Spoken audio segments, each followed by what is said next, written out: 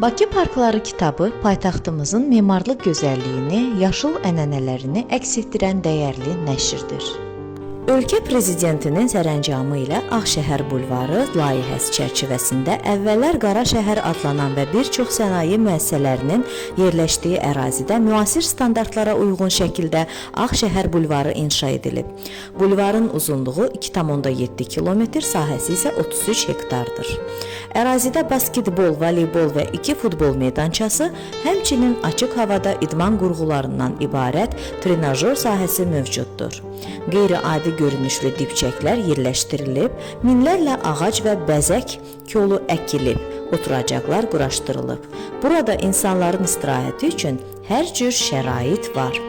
Ağşəhər bulvarında infrastruktur ən müasir tələblər səviyyəsindədir.